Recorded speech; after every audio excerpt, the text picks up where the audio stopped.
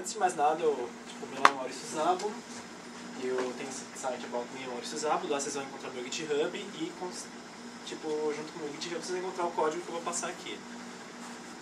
O código aqui, né, o que eu vou falar, é uma junção de Scala em Ruby, usando JRuby.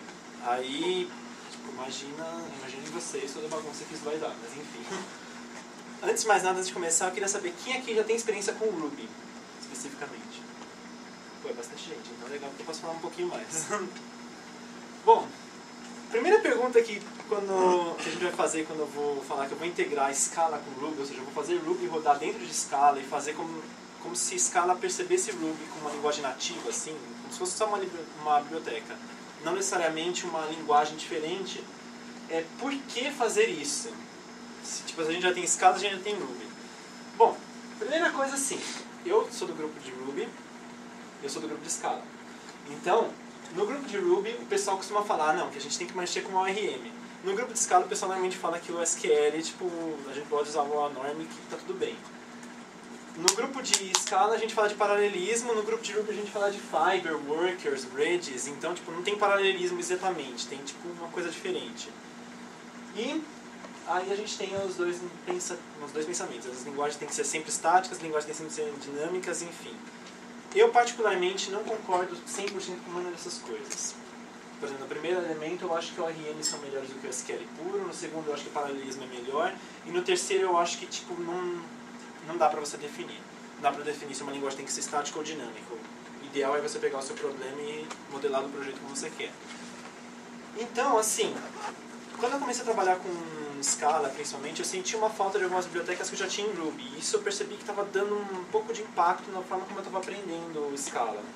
Tipo, eu tinha que me entender com Scala e com outras bibliotecas. Eu resolvi falar, pô, se eu rodar um JRuby aí, eu posso pegar os problemas que eu tenho em Ruby hoje e falar, não, beleza, mapeio esses problemas, mantenho essas classes Ruby, jogo eles em Scala e faço um código em Scala para ser mais rápido. Um exemplo do que eu estava querendo fazer, inclusive. Bom, mas principalmente porque a gente pode fazer isso, a gente pode brincar com esse tipo de coisa. Então vamos lá. Como que eu fiz esse projeto maluco assim? Primeira coisa assim, o Ruby está rodando na JVM hoje usando o JRuby. Scala também roda na JVM, assim como várias outras linguagens rodam todas na JVM. E principalmente a sintaxe de Scala e de Ruby são semelhantes. Não significa que as linguagens são semelhantes. Na verdade, quando você começa a programar em uma e na outra, você descobre que é completamente diferente programar em uma do que na outra. O pensamento muda. Mas a sintaxe é muito semelhante de uma para outra. Esses dois códigos eles fazem exatamente a mesma coisa, tanto em Scala, quer dizer, em Ruby em cima como em Scala embaixo. Em Ruby a gente está usando o map, em Scala a gente está usando o map. Não mudou nada aqui. O each with index virou zip with index em Scala. Inject virou folder left, os dois fazem exatamente a mesma coisa e esses códigos retornam exatamente o mesmo resultado. A diferença é que em Ruby você tem o hash merge e em Scala você tem a soma, tipo, passando uma tupla aí você consegue fazer um merge dos dois mapas do hash. Enfim, então essa é a primeira coisa, as sintaxes delas são muito parecidas. Se eu pudesse, por exemplo, criar uma hash em Ruby e fazer um map dela em Scala, para quem está olhando para a linguagem não ia perceber muita diferença. Claro que rolam umas mágicas no fim das contas. E aí que a gente começa a entrar em detalhes mais técnicos da implementação. Eu pensei o seguinte, detalhe, essa apresentação eu resolvi fazer da seguinte maneira, eu vou dar uns detalhes técnicos em cima e embaixo tem como ficou o código em Scala. Então esse código em Scala roda, por mais estranho que isso possa parecer, e ele retorna um objeto Scala, que é um dynamic, que tipo, você pode chamar métodos de Ruby nesse objeto Scala e ele vai sempre retornar o mesmo objeto, enfim. Primeira coisa é assim, o JRuby, você consegue rodar ele usando esse padrão aqui, o environment, que é o classe org JRuby Ruby. E a segunda coisa é que esse environment ele tem um eval. Então, em teoria, eu estou fazendo um eval de string o tempo todo, mais ou menos. Mas enfim, no primeiro momento eu faço um eval de string para puxar o meu elemento e depois trabalhar com ele. Todos os evals de Ruby retornam essa interface iRubyObject e essa interface iRubyObject tem o call method. Ou seja, qual vai ser o propósito disso? Eu vou pegar um objeto qualquer de Ruby, extrair com esse sintaxe Ruby, ele vai me retornar um objeto iRubyObject e eu vou chamar um call method nele. O call method ele tem umas sintaxes meio chatas, você tem que passar thread context, umas coisas assim que complicam muito a vida. Então isso está encapsulado dentro desse objetinho Ruby, que com um apply bonitinho faz o seu comando. Por exemplo, e aí como é que ficou isso do lado de Scala? Do lado de Scala eu usei uma trait chamada Abstract Ruby Wrapper. Ela nada mais é do que uma trait com um único objeto que ele vai encapsular o meu iRuby Object. Então essa trait ela diz que tem um método lá chamado Ruby Object, que vai me retornar um iRuby, e aí a partir daí eu faço o que eu quiser. Eu criei essa outra trait chamada Ruby, que ela é um generic. Por que eu criei essa trait? Por que ela tem esse generic? Por que esse generic depende do Abstract Ruby Wrapper? Ah, detalhe. Se alguém tiver alguma dúvida sobre sintaxe, levanta a mão, tá? Que eu paro e prossigo, que a partir daí a coisa vai ficar feia. Not really. Essa trait, ela recebe esse generic porque eu queria ter a possibilidade de objetos Ruby, quando eu estou chamando eles, retornarem tipos diferentes em escala, para não ficar naquela coisa tipo de Ruby, de todo objeto retorna sempre o mesmo objeto dinâmico, e esse objeto dinâmico você faz uma chamada, enfim. Então eu falei, não, beleza, o objeto Ruby, quando você faz uma chamada, ele pode retornar um objeto igual ou uma coisa diferente se a gente precisar. E tem esse toRubyWrapper que basicamente vai pegar o objeto, o retorno de Ruby, vai encapsular ele no objeto Scala e mandar para frente. E aí a gente tem o primeiro exemplo aqui, ó. A string em Ruby pode ser com aspas ou com aspas simples, como vocês já devem lembrar. E aí eu criei uma string Ruby aqui, chamada SomeString, e depois chamei um uppercase nela. Aí que está a parte interessante. Esse objeto Ruby, esse objeto Ruby Implementation, na verdade, ele é um objeto que herda da trait dynamic. Alguém chegou a usar a trait dynamic de Scala alguma vez? Levante a mão. Enfim. A trait dynamic de Scala, ela funciona como se fosse o método missing do Ruby, enfim. A ideia é que você pode chamar qualquer método lá, o compilador vai fazer alguma mágica e vai transformar isso em invoke dynamic. Então, invoke dynamic? É isso mesmo? É isso mesmo? Invoke dynamic named? Acho que é. Alguma coisa assim, enfim, ela vai chamar um método genérico lá que vai passar o nome do método e os parâmetros que eu estou passando. No caso, meu método chama-se, nesse caso, uppercase, e os parâmetros que eu estou passando não tem nenhum, porque o uppercase não recebe parâmetro nenhum. Eu vou pegar esse objeto no invoke dynamic da Scala, eu vou transformar isso num call method de Ruby e retornar um novo objeto iRuby que vai chamar o Ruby Wrapper, encapsular de novo e trazer de volta um Ruby Implementation como está aqui. Então esse é o ciclo do objeto de Ruby. Até aqui alguma dúvida? Beleza. Agora, tem um outro ponto interessante. Em Ruby a gente cria objetos com new. É uma chamada de método que você chama na classe o método new e aí ele cria um novo objeto. Seria equivalente ao new, o nome da classe, os parênteses e os parâmetros de escala.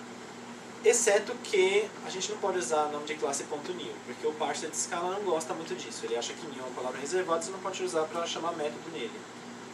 Logo, eu precisei renomear o método new para init, porque, enfim, poderia ser qualquer outro nome, poderia ser, sei lá, tipo initialize object com camel case, talvez até seria mais interessante, para não correr o risco de ter dois métodos com o mesmo nome, mas enfim, ficou assim por enquanto, no futuro talvez a gente mude. E normalize é um método extremamente interessante, que ele vai pegar o meu objeto Ruby, quer dizer, meus parâmetros de escala, que são, por exemplo, o symbol de escala, o map de escala, a lista de escala, o vector de escala, e vai transformar isso em parâmetros Ruby. Então, eu posso fazer coisas muito malucas, como, por exemplo, fazer um init aqui no Big Decimal, e ele vai me trazer um Big Decimal de Ruby. Posso chamar o toF somado com 20, e ele vai pegar esse 20 de escala, vai transformar num fix num de Ruby e vai me retornar o resultado correto. Ou seja, é uma maluquice, mas funciona muito bem, pelo menos por enquanto.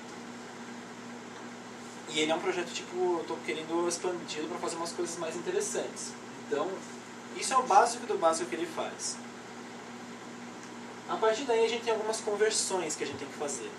O mundo de Scala é um mundo de linguagem estática. Então a gente cria classes no tempo de compilação, roda comandos, assim, tipo, a gente sabe, roda métodos, os métodos a gente sabe que eles existem em tempo de compilação, então se der algum problema ele vai dar erro em tempo de compilação.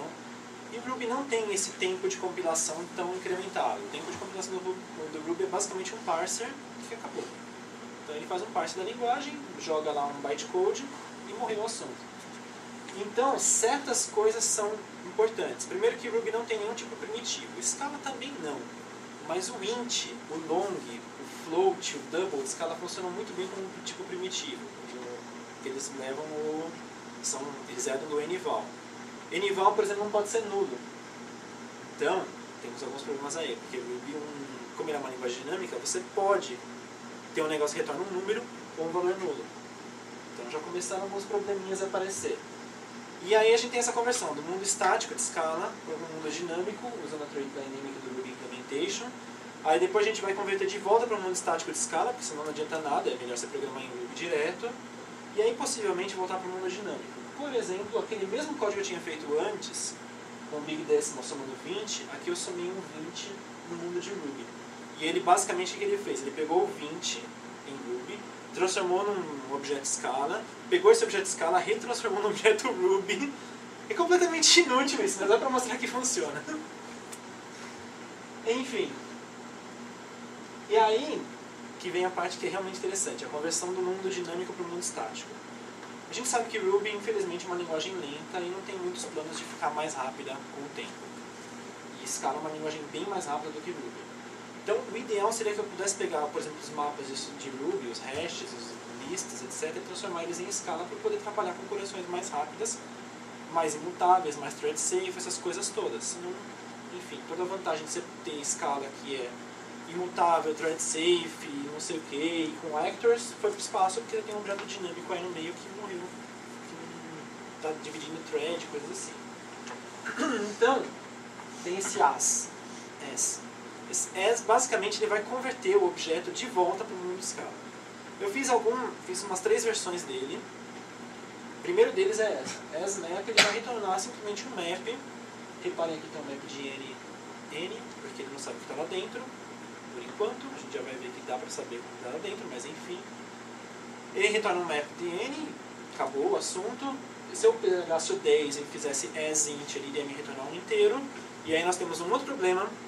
O mundo Scala, o int, o mundo Java, na verdade, o int ele tem 32 bits, o int do Ruby depende da implementação. No JRuby ele é de 64 bits. Logo, o int do Ruby mapeia certinho para o long do Java. Mas normalmente a gente usa int em Scala, então já temos uns probleminhas aí que tem que ser pensados, mas enfim. E, por exemplo, o asInt na linha de baixo, ele consegue mapear isso. Se o int for muito grande, aí ele vai dar um erro, uma exception qualquer. Assim como se esses objetos não fossem mapas, não fossem symbols, ele daria um erro em tempo de execução, falando, olha, não consegui fazer o casting aqui, etc. Por sinal, quando eu estava fazendo a biblioteca de Ruby, eu descobri que castings são coisas muito ruins, porque o JRuby faz vários castings em vários lugares, e eu tive vários problemas de coisas quebrando, que eu passava objetos que eu não podia. Mas tudo bem. Isso tem muito detalhe. Finalmente, os objetos de Ruby, eles são booleanos por padrão, assim, em Scala não. Em Scala você tem que fazer um if, por exemplo, se você fizer if true, ele passa. Se você falar if, sei lá, object, new object, quebrou, porque Scala if sempre tem que retornar um boolean. Mas Ruby é muito comum você retornar não só um boolean, mas, por exemplo, retornar um objeto que vai funcionar como true, ou new, que vai funcionar como false. Nile, né? Então tem uma conversão implícita de que se eu pegar um objeto Ruby que seria true, ele vai me dar true no meu if, se retornar false, vai me dar false no meu if. Por exemplo, eu fiz esse código aqui, tipo Ruby Nile, if Ruby Nile 10 else 20, para ver o que ele ia retornar, ele retorna 20, ou seja, ele entendeu que Ruby Nile é false. Embaixo, Ruby 10, ele vai entender que o 10 é true, porque em Ruby só 2 coisas são false, o false mesmo e o Nile, então, enfim, 10 passa como true e o 0 também passa como true. Isso é uma diferença, por exemplo, de JavaScript em que 0 é false, mas um monte de coisa é false. Em Ruby, 0 é true. Enfim, então tem uma conversão implícita de objects para boolean também. Aí vem a parte interessante. Em Ruby a gente tem o que a gente chama de proc, ou de bloco de código, que nada mais é do que as nossas closures, nossas funções de Scala, function 1, function 2, etc. Scala me deu uma dor de cabeça muito grande aí, porque o function 1, function 2, function 3, etc. não tem nenhuma relação de parentesco entre eles. Então, eu não tive como fazer um pattern match desses functions todos. Tanto é que eu estou pensando em outra maneira de fazer isso, porque tem um pattern match de functions até o 7. Porque eu penso assim, se você tiver uma função com mais de 7 argumentos, você está fazendo uma coisa muito errada. Mas enfim, tem um pattern match até o function 7 para falar, ok, aqui converte para um bloco de 7 elementos. E aí, por exemplo, não sei se alguém está acostumado com a sintaxe do hash, em Ruby você pode passar para o hash um new, um bloco. E aí o bloco ele vai te fazer o seguinte, o primeiro elemento vai ser o próprio hash, o segundo elemento vai ser aqui que você está mexendo. Aqui o que eu falei no meu código? O primeiro elemento não me interessa, a hash, não quero saber dela. Eu quero saber do segundo elemento, que é uma string, que tem que ser uma string. E eu vou fazer um uppercase nisso. Isso me retorna um objeto Ruby, aqui, Ruby Implementation, que é uma hash vazia de Ruby. Se eu tentar passar, detalhe interessante aqui, tem uma outra conversão. Percebe que o apply do Scala virou o abre e fecha colchetes do Ruby. Vou poder mexer com hashes como mexo com hashes em Scala. Então se eu passar para aqui uma string qualquer, ele vai retornar como objeto padrão do meu hash a string uppercase. Agora, se eu passar uma coisa que não é um string, ele vai me dar um class cast exception, como eu tinha falado. Ou seja, eu estou querendo fazer aqui uma tipagem meio que estática em cima de uma linguagem dinâmica. Óbvio que isso não vai dar certo o tempo todo. Mas já é uma forma interessante de você falar, ok, esse meu objeto vai ser sempre um array, eu não preciso um string, eu não preciso ficar fazendo casts, eu não preciso fazer nada em cima disso. Se eu precisasse fazer um cast, aí eu passo o primeiro e segundo elemento como n e faço um pattern match nele, como a gente já está acostumado a fazer. Enfim. E aí entra um outro ponto, o nulo, que eu estava falando antes. Em Ruby, o Nile é uma classe, da classe Nile Class. Por que Ruby resolveu fazer isso? Uma coisa que está muito além da minha compreensão. Assim, eu sei que ele queria que tudo fosse orientado a objeto, mas se criar uma classe com uma única instância dela é um objeto que significa que não há objeto nenhum lá dentro, para mim não faz o menor sentido. Mas o Ruby fez assim, então... Enfim, provavelmente deve ter alguns motivos para poder fazer um to each, um s implícitos. O Ruby Nile é uma classe, inclusive eu fiz no meu blog um post sobre isso, para evitar o null-driven development que tanta gente faz, que é, if null traz um valor padrão e enfim. E Scala null é simplesmente a ausência de um objeto que está lá.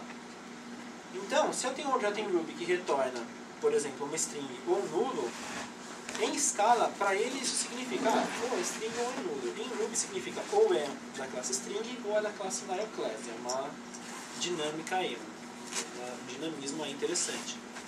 Só que em Scala eu não posso fazer isso, porque se tem um método que retorna inteiro ou nulo, eu preciso de alguma maneira saber se é um inteiro ou se é um nulo. Se não for um inteiro, eu quero um valor padrão para ele.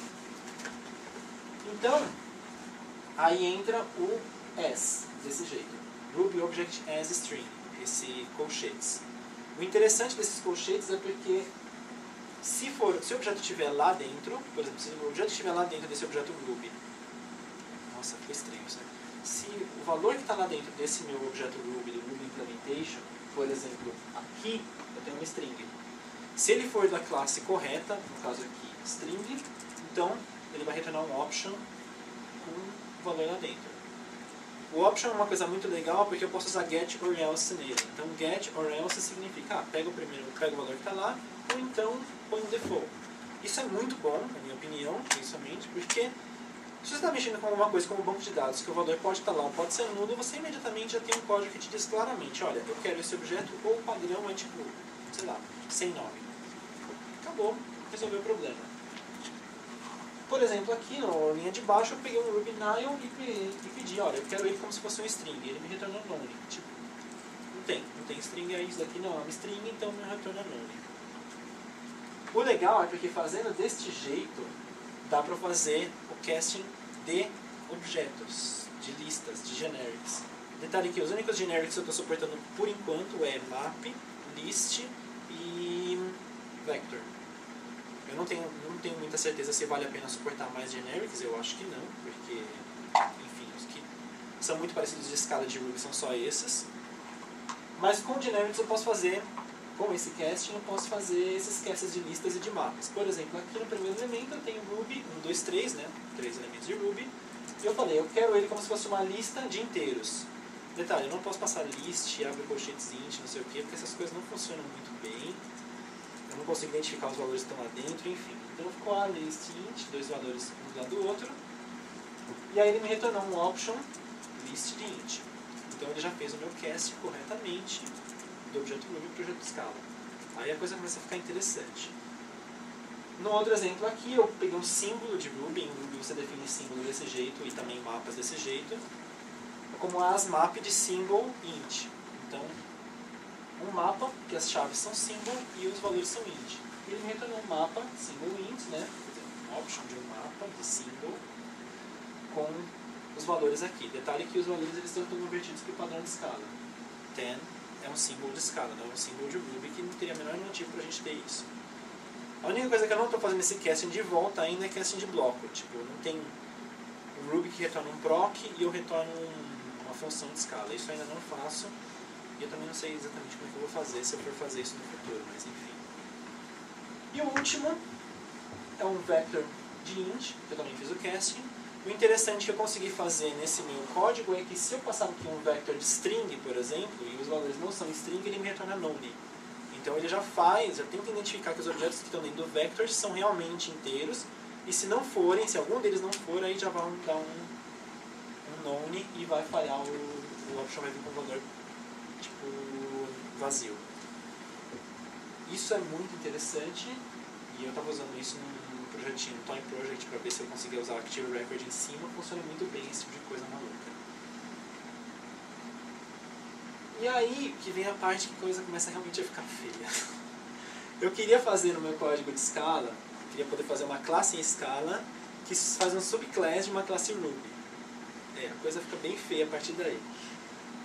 Quando você faz isso, dá pra fazer isso em JRuby porque Ruby é uma linguagem dinâmica. Então tem um jeito em JRuby de você falar que você quer uma nova classe que herda dinamicamente de outra classe.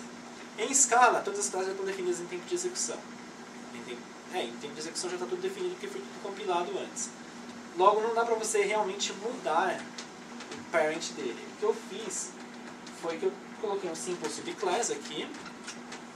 Simple subclass, eu passo qual é a classe que eu estou querendo herdar.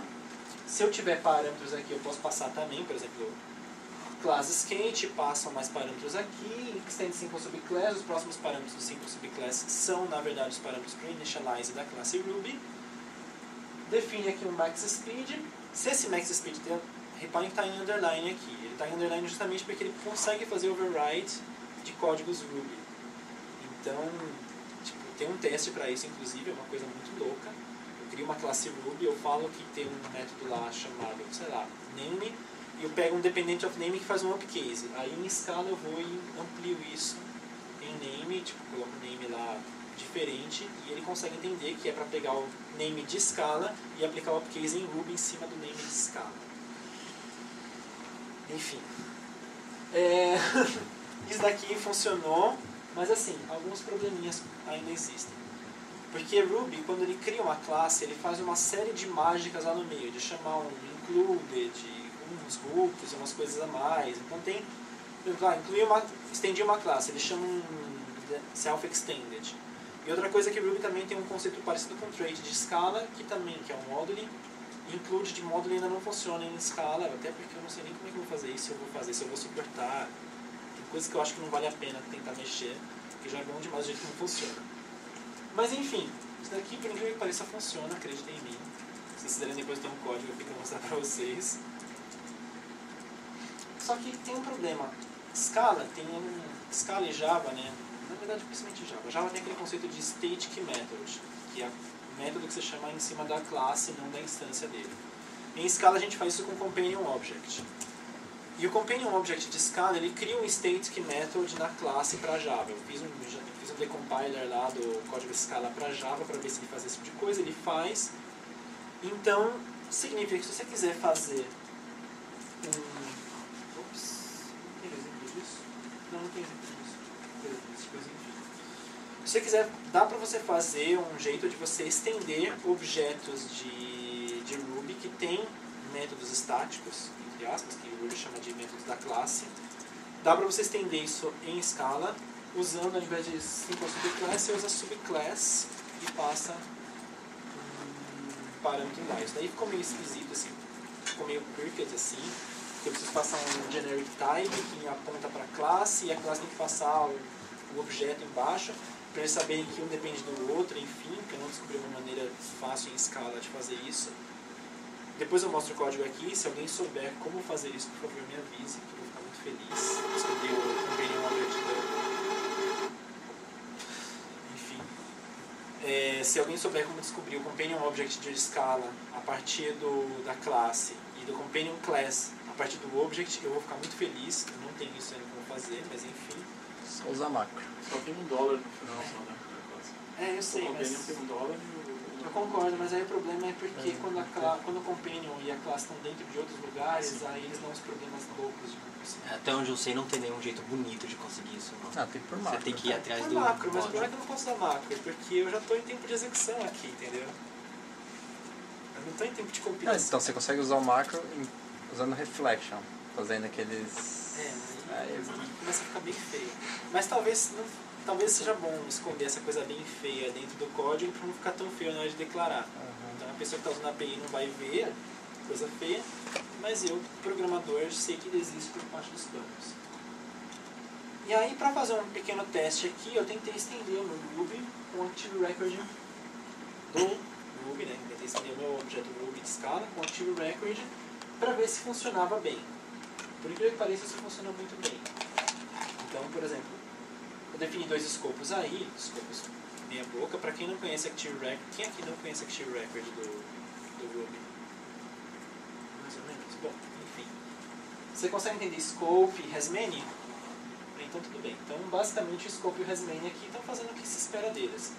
Então o where, que em cima simplesmente vê se o name é igual a full, enfim. E o age, que recebe um parâmetro e pergunta se tipo se esse age é igual ao parâmetro que eu passei. Por isso que eu posso fazer desse jeito. Person full age 17, limite 20, vai me trazer, limitado no máximo de 20 elementos, pessoas cuja idade que tem 17 anos e que se chama full. É uma loucura, funciona. O where encadeado desse jeito também funciona. O age aqui faltou um número, mas enfim. E eles vão trazer um objeto Active Record Model, que vai ser um array de Ruby, não exatamente, mas enfim, é um array de Ruby que vai, a partir daí você pode fazer o que você quiser. Você pode fazer um first, de novo ele vai retornar um Active Record Model, e aí você pode transformar ele em escala do jeito que você achar melhor. Existem outras maneiras de fazer isso, eu estou estudando uma outra maneira que, ao invés de você pegar o objeto e estender ele trazer direto no objeto Ruby, ele já traz uma lista de escala, por exemplo, ou talvez até um string de escala, porque aí eu posso ir fazendo fetch à medida que eu vou achando melhor. Embora isso no Active Record não vai ajudar nada, porque o Active Record não faz os fetches lazily, mas tudo bem. Inclusive eu já tenho um problema com isso. Mas enfim, é interessante porque dá pra fazer, enfim, ficaria uma solução mais elegante e a gente usaria só ele para fazer as buscas mesmo, porque na verdade o Active Record o que é muito bom dele é a gente fazer busca e fazer associação. O resto mesmo, as mutabilidades que eles têm lá dentro, não sei o que, não são lá tão interessantes ao meu ponto de vista. No hasMany você precisou do diz antes e no scope não? Porque o scope eu criei um método aqui no Active Record Model. O this eu precisei colocar ele porque escala, quando você usa a trait dynamic, ele não consegue entender isso daqui, por exemplo. Hasmany children. Não consegue entender. Ele não entende que esse hasmany children tem que ser o invoke dynamic do trait. Então você precisa forçar com this. É a mesma coisa do where. O where também está com this. Porque eu pensei no primeiro momento de pegar todos os métodos que o Active Record retorna, que são where, o limit, etc., e fazer um stub dele simplesmente falando, ó, manda pro super. Só que eu achei que ia ser muito idiota fazer um negócio desses, porque aí eu perco todo o poder que eu estava desenvolvendo até agora. Então, infelizmente, ficou assim. Fallback de validação, etc. Exatamente. Tem callback de validação até não poder mais, então não adianta muito também. O que tá interessante é porque callback de validação, essas coisas também funcionam, eu cheguei a testar isso. Então, assim, ele funciona porque ele está rodando tudo aqui em Ruby, ele não está rodando nada em escala. Então, enfim, o ponto é esse. esse Active Record Model eu fiz uma coisa um pouquinho diferente. Eu criei dentro do Active Record Model um objeto Ruby mesmo, porque aí ele expõe para o Ruby uma classe bonitinha e não necessariamente fica só no Scala. Porque aí eu não preciso fazer set table, essas coisas todas ficam bem mais fáceis. E aqui eu usei... esqueci o nome dele. Bom, aqui eu usei o cortar o cifrão no final, que é um Object Person. Eu cortei o cifrão e criei uma classe Scala com esse objeto aqui. E por fim, parece que todo projeto que a gente fala de Ruby tem que ter um Sinatra rodando. Infelizmente não tem. Quer dizer, tem. Isso aqui roda. Funciona muito bem. Só que eu não consigo pegar os parâmetros do Sinatra. E aí tem um outro problema. Tá aqui, ó, o subclass of, o simple subclass. Esse código eu queria falar, que é classe objeto, então ele estende os métodos da classe no object e os métodos da instância no class. Mas de classe object começa a ficar meio complicado. Mas enfim. Essa classe, Sinatra App, ela estende o subclass of Sinatra. O Sinatra App que estende o subclass. Detalhe, aqui eu precisei passar a classe eu precisei passar a instância para saber de um jeito que ia funcionar com o outro. E eles têm todos de Sinatra Base. E aí joguei um reset e um get para ele fazer funcionar. O reset é necessário porque eu ainda não estou fazendo no callback hook do inherited, e o Sinatra usa isso. E o get eu não posso pegar os parâmetros, porque os parâmetros vão entender, se eu colocar aqui um parâmetros, que em Sinatra retorna tipo, os parâmetros que eu passei na URL, ou os parâmetros que eu passei por post, ou alguma coisa assim. Se eu colocar parâmetros aqui, ele vai entender que parâmetros é um método da Object Sinatra App e não da classe Sinatra App. Porque Sinatra faz de alguma maneira um invoke aí falando para mudar o binding do bloco, que em Ruby eles fazem isso. Ruby tem muita coisa estranha que as pessoas gostam de fazer. Uma delas é essa de ficar mudando o binding das coisas, de ficar tipo rodando uma função no escopo de outro lugar.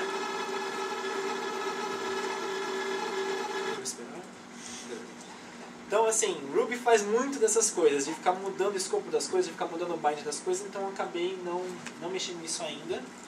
Então, parâmetros não funcionam, de nenhum tipo. Não tem nenhum hack que eu consiga fazer agora que o parâmetros funcione. Se tivesse algum hack, eu teria colocado ele aqui.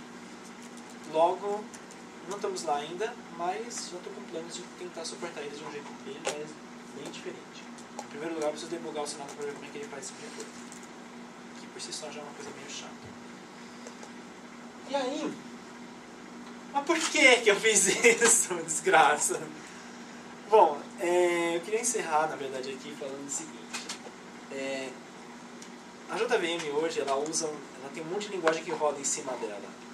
E eu acho que Scala é uma linguagem muito legal mesmo, e que seria muito bom se ela suportasse melhor essas linguagens que rodam em cima da JVM. Porque hoje as linguagens que rodam na JVM simplesmente fazem o que o Ruby faz, um eval de um texto, e depois criam os bytecodes ou não. O Ruby cria alguns bytecodes, alguns objetos Java ainda, outros nem isso fazem, deixam só no ambiente da linguagem. Mas enfim, o ponto seria muito bom se a gente pudesse ter essas linguagens de uma maneira que elas ficassem meio que indistinguíveis. Porque, por exemplo, em Ruby é muito fácil você fazer certas manipulações, certos POCs, certos Proof of Concepts, essas coisas assim. Se você pudesse pegar esse Proof of Concept, rodar ele, falar, legal, ele está funcionando, colocar ele, está rolando em produção para um cliente qualquer. Aí você vai aos poucos extraindo ele numa sintaxe como essas, assim, usando já Scala, seria muito bom. Você não precisaria pensar, vou reescrever esse pedaço aqui, vou mandar o matcher aqui da URL para jogar para o Play poder fazer um move Scala, e aí os outros URLs vão lá para o Rails, por exemplo. Não, você faz tudo de uma vez. Sei lá, você muda para o Play e fala, o matcher aqui é fazer o Rails rodar. E aí o resto eu vou mudando pouco a pouco. E o contrário também, você tem um código Scala, você fala, poxa vida, eu preciso de programador, não consigo achar programador Scala, preciso de um programador Ruby que fez um código ali meia boca, preciso juntar essas duas coisas, preciso contratar um programador Ruby para desenvolvimento nisso. Se tiver um jeito de juntar essas duas coisas, é uma coisa muito interessante. O código está no GitHub, está aqui, Ruby to Scala. Tem a API do JRuby, se vocês quiserem dar uma olhada como que as coisas funcionam. Uma coisa muito interessante também que eu queria falar é que eu particularmente fujo de Java a minha vida toda. Mas é interessante porque eu precisei muito saber Java para poder entender a API, porque eu precisei entrar no código-fonte do JRuby para ver como é que tem que fazer algumas coisas. Então, é aquela coisa que a gente sempre fala, não vale a pena você falar, pô, não quero aprender isso, então nem vou olhar para a linguagem. Não, pelo menos você vai ler o código dela uma vez na vida. Eu, por exemplo, já precisei uma vez ler código Perl para conseguir fazer um objeto lá estranho. Claro que eu não consegui ler o código Perl, então fiz de outro jeito, Eu tô tentando até hoje. Vem ao caso. Eu também tentando até hoje. E, gente, é isso. Dúvidas? Deve ser um pouco cedo para isso, mas você não deve ter feito ainda teste de performance do quanto esse vai e vem impacta É um pouco a cedo pra mais. isso mesmo. Tava com a mesma dúvida também. Mas Que assim, você tem o fato que o Ruby é lento, tudo bem. JRuby vai ser lento, mas meu pensamento é se esse vai e vem torna isso mais lento ainda, ou se fica mais ou menos elas por elas. pelo que eu vi, não fica tão mais lento. Por um motivo muito simples. O eval mesmo é lento. E o eval eu só faço em momentos bem específicos, quando eu quero extrair o objeto Ruby. A partir daí é call method. Call method nada mais é do que a forma como o próprio JRuby faz para chamar os seus métodos. Quando você está lá no mundo Ruby e fala, por exemplo, string.upcase, ele vai chamar isso no call method em algum momento. Então, string.upcase vai chamar o call method da string. Ou seja, o que eu estou fazendo é basicamente a mesma coisa. Eu estou chamando o call method. Eu não estou fazendo um eval desse objeto. Então, não fica mais lento. O que pode ficar um pouco mais lento é a criação dos objetos de Ruby. Por exemplo, você está passando um symbol, alguma coisa assim, ele vai converter isso para um objeto Ruby. Mas, mais uma vez, Ruby também vai fazer isso. Então, eu não acredito que vai ficar muito mais lento. Eu não senti diferença significativa de performance programando em JRuby e programando em Scala. Ruby de Scala, enfim. Nesse merge. Esse meio de maluco. Mais dúvidas? Você disse que tem um cast de objetos Scala para valores de Ruby, quando a gente passa parâmetros. Um objeto complexo, um objeto... Objetos complexos, o próprio JRuby ele faz um jeito de encapsular isso e passar. Então eu não preciso me preocupar com esse tipo de coisa. Eu só faço esse cast e só falo o seguinte, ó. Scala, usa o objeto aí que o JRuby vai te passar e manda pra frente e ele só compõe. Mais dúvidas? Cara, qual era a API em Ruby que você queria tanto usar que... Toda a história começa sempre com interesse, né? Eu sempre queria usar o Active Record no primeiro momento. Porque os ORMs que eu procurei de Scala, eu achei eles ainda... Assim, tem muitas coisas legais, mas tem algumas coisas que eu faço no Active Record bem complexas, né? Por exemplo, no trabalho, principalmente a gente usa o Ruby. Trabalho na Outseg, uma empresa que tem um produto para empresas grandes, então... Muitos momentos eu faço consultas tipo, bizarras de SQLs de 40, 50 linhas, isso não é exagero. Então, tipo, esse negócio é muito legal de você fazer com o Active Record, porque você pode pegar fragmentos de SQL e ele próprio dá um jeito de concatenar e fazer os jeitos funcionarem de um jeito que faça sentido. E ele tem um explain disso também, então você pode tipo, concatenar todas as SQLs, depois dar um explain lá no meio e você vai ver se o código se poderia melhorar ou não. E nenhuma API que eu procurei de Scala até hoje tem um jeito de fazer isso, de pegar representar um fragmento de SQL como se fosse um objeto e jogar isso para frente. Mesmo o Active Record não faz isso do jeito como eu gostaria, mas ele está muito mais próximo do que eu queria. Só que aí com o tempo eu fui me empolgando, eu falei, não, vamos colocar bloco, vamos colocar não sei o que, vamos colocar subclass, e aí correu assim. Meu foco mesmo já foi. E é isso, gente. Valeu.